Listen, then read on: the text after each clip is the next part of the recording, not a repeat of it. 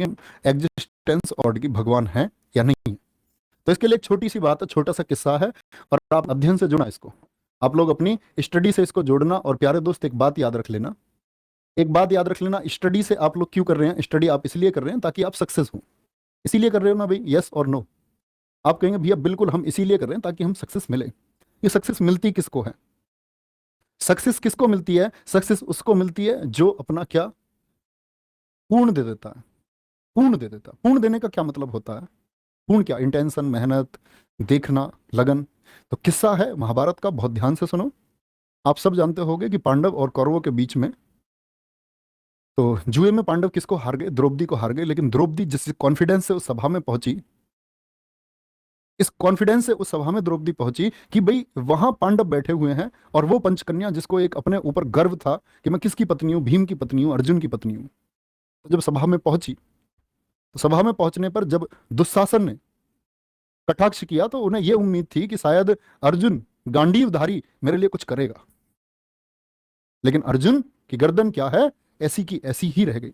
उसने सोचा कि शायद ये भीम जो है ना, भीम ये गदाधारी, ये शायद सबके सिर फोड़ दें तो कुछ होगा। होपलेस हो गई। होपलेस मतलब कोई आशा नहीं रही। और जब कोई आशा नहीं रही, तो फिर उन्होंने सोचा कि ये जो यहाँ गुरुवर बैठे हुए हैं, कृपाचार्य, द्रोणाचार्य, ये शायद कुछ करेंगे। कुछ नहीं किया, कुछ नहीं हुआ।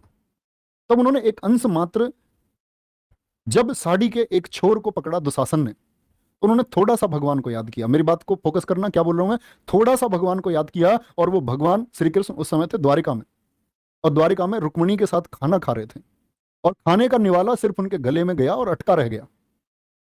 और गले में जब अटका रह गया, तो रुक्मिणी ने पूछा कि क्या हुआ, कोई कंकड़ है क्या? उन्होंने बोला नहीं, कोई याद कर।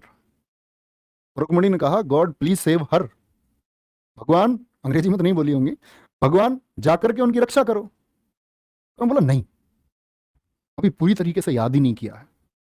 अभी जो फोकस देना था वो फोकस दिया ही नहीं है, सिर्फ अंश मात्र याद किया है, पूर्ण तो याद किया ही नहीं है। तो अभी जाने का कोई मतलब ही नहीं बनता। और जब द्रौपदी को ये लगा कि अब इस दुनिया में कोई सहारा नहीं है, और ये जो मेरी साड़ी का छोर है, जो आबरू है, अब ये दुशासन इसको, इस चीर हरण को करेगा, तब उन्होंने पूर्णतः ये सोचा कि इस पृथ्वी पर सिर्फ शायद भगवान है। तो उन्होंने भगवान श्री कृष्ण को याद किया। और साड़ी का छोर क्या है? वो साड़ी फिर लंबी होती चली गई। तो उन्होंने मनन किया। द्रौपदी ने पूछा भगवान से कि भाई आपने एक पल जो ये देरी की है ना, ये शायद हमेशा के लिए देरी हो जाती, आप पहले क्यों नहीं आए?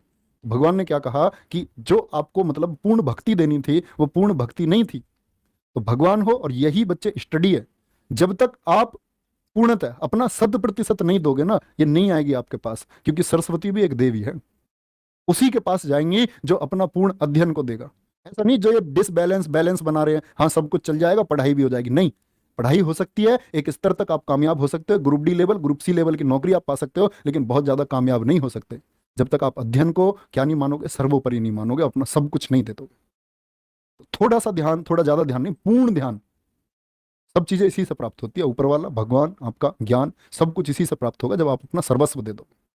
सर्वस्व का मतलब बाकी किसी चीज की जगह नहीं होनी चाहिए। और मैं तुम्हें बता रहा हूं, ये जो मैंने बोला ना अर्जुन भीम, इसका अर्थ है आपके साथ भी कोई नहीं आएगा। No one. तुम्हें लगेगा तुम्हारी मदद के लिए कोई आएगा, कोई नहीं आएगा। No one.